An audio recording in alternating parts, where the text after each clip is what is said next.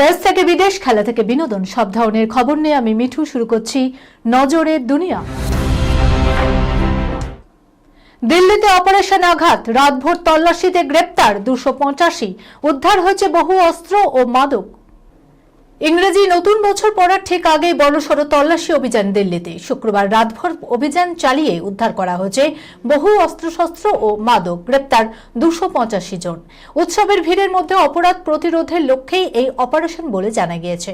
Operation আঘাত 3.0 নামের এই অভিযানের উদ্দেশ্যই ছিল সংঘবদ্ধ অপরাধীদের পাশাপাশি বারবার আইন ভঙ্গকারীদের দমন করা।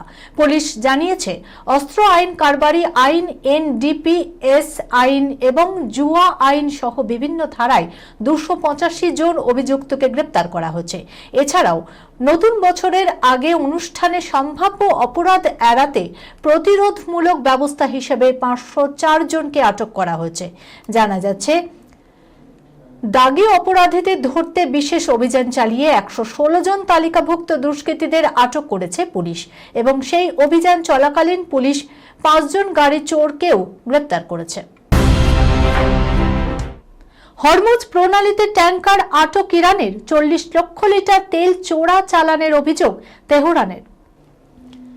ইরানের পরমাণু গবেষণা নিয়ে উদ্বেগ বাড়ছিল ইসরায়েল এবং আমেরিকার। তেহরান পরমাণু শক্তিধর হোক কিছুতেই চাইছিল না তারা। সেই কারণে ইরানের পরমাণু কেন্দ্রগুলিকে টার্গেট করেছিল ইসরায়েল ও আমেরিকা। ইরানের একাধিক উচ্চপদস্থ প্রশাসনিক কর্তা, সেনা আধিকারিক এবং পরমাণু বিজ্ঞানীদেরও টার্গেট করেছিল ইসরায়েল। এই উত্তেজনার মাঝে ফের একবার বিদেশি তেলবাহী জাহাজ আটক করেছে ইরান। শুক্রবার হরমুজ প্রণালীতে এই ঘটনা ঘটেছে। বিচার বিভাগের প্রাদেশিক প্রধান মোজতবা ঘরামানি বলেন, তেল ট্যাঙ্কারটি প্রায় 40 লক্ষ লিটার বা 25,000 ব্যারেল জ্বালানি চোরাচালান করছিল। বিপ্লবী গার্ড নৌবাহিনী জাহাজটি হরমুজ প্রণালীতে আটক করে। ইরানের সরকারি সংবাদ মাধ্যমে এই খবর জানিয়েছে। মোজতবা আরও বলেন, নৌবাহিনী 16 জন বিদেশি ক্রু সদস্যকে আটক করেছে। তাদের দাবি, এই ঘটনা তেল চোরাচালানকারীদের বিরুদ্ধে এক বড় ধাক্কা। যদিও ক্রুরা কোন দেশের তা জানানো হয়নি, পাশাপাশি ট্যাঙ্কারটি কোন দেশের পতাকা বহন করছিল তাও জানানো হয়নি।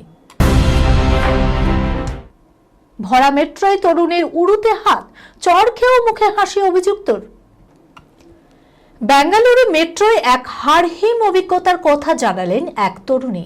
25 বছরের ফ্যাশন ডিজাইনার ওই তরুণীর অভিযোগ, তার পাশে বসে ক্রমাগত শরীরে অশালীন স্পর্শ করছিলেন 1 বছর 45-এর এক ব্যক্তি। তাকে চড় মারার পরও তিনি ছিলেন নির্বিকার, এমনকি তাকে হাসতেও দেখা যায়। তরুণী জানিয়েছেন, প্রথমটাই হতভম্ব হয়ে গেলেও পরে তিনি সংবিত ফিরে পান এবং প্রতিবাদে সোচ্চার হন।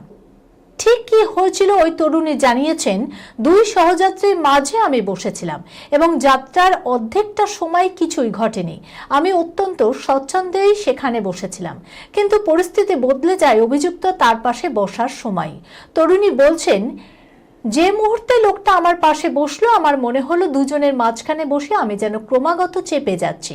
আসলে লোকটি আমার একেবারে গা ঘেঁষেই বসেছিল। খানিক পরেই বুঝতে পারলাম একটা আমার শরীরে কিছু একটা ঘুরে বেড়াচ্ছে। প্রথমে অবশ্য ওই তরুণীর মনে হয়েছিল ভুল করে হাত লেগে গিয়েছে, কিন্তু ক্রমেই ভুল বুঝতে পারেন তিনি। তার মাথায় ওর নিজের পা, তার কথায় ওর নিজের পা আমার পায়ের ওপরেই তুলে দিয়েছিল। যদিও তাকে বহুবার সাবধান করে দেওয়া হয়, কিন্তু তারপরেও পরিস্থিতি বদলায়নি। লোকটি উড়ুতে ক্রমাগত স্পর্শ করছে বুঝতে পেরে তরুণী খুব উগরে দিয়ে বলেন, আমি চুপ করে গেলে আর প্রতিবাদ করতে পারতাম না। এরপর দাঁড়িয়ে এক চড় মারে ওই তরুণী। পরে ট্রেন থেকে নেমে আসে তরুণী। এরপরও ফের লোকটিকে চড় মারেন ওই তরুণী। এতবার চড় খেয়েও নির্বিকার থাকে অভিযুক্ত। তার মুখে ছিল হাসির রেখা, যা দেখে উত্তেজিত তরুণী মোবাইলের রেকর্ডিং করতে থাকেন।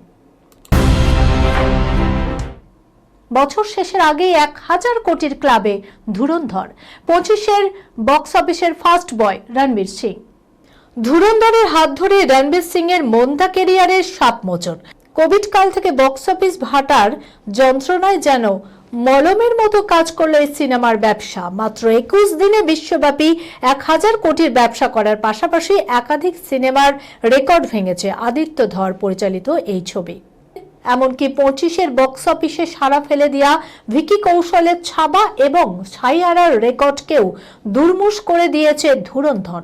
গত কয়েক সপ্তাহ ধরে বক্স অফিসে ধুরন্ধর সুনামি অব্যাহত। আইনি জটিলতা বিতর্ক সঙ্গী করে গত 5ই ডিসেম্বর প্রেক্ষাগৃহে মুক্তির আলো দেখেছে আদিত্য ধর পরিচালিত এই সিনেমা। আর মাত্র কয়েকদিনে ধুরন্ধর জ্বরে কাবু হয়েছে গোটা দেশ তথা বিশ্ব। 25-এর বক্স অফিস নম্বরের নিরিখেও অনেকটা এগিয়ে এই ছবি, যেখানে ছাবা 800 কোটির ব্যবসা করেছিল। সাইয়ারার বিজয় রথ মোটে 580 কোটিতেই থেমে গিয়েছিল, সেখানে রণবীর সিং অভিনীত সিনেমা মোটে 21 দিনেই 1000 কোটির গণ্ডি ছুঁয়ে ফেলেছে। 25-এর বক্স অফিসে নতুন মাইলস্টোন গড়ল। বলিউড মাধ্যম সূত্রে খবর, ভারতে 669 কোটির ব্যবসা করার পাশাপাশি গোটা বিশ্বে 1,06,007 কোটি টাকার আয় করেছে ধুরন্ধর। এরপরই 2025 সালের বক্স অফিস নাম্বারের নিরিখে পয়লা স্থান অর্জন করলেন রণবীর সিং। এই খবরের সঙ্গে শেষ করলাম আজকের নজরে দুনিয়া। আপনারা দেখছেন টিভি 24 বাংলা, সংবাদ বিনোদন সারাদিন সারাক্ষণ।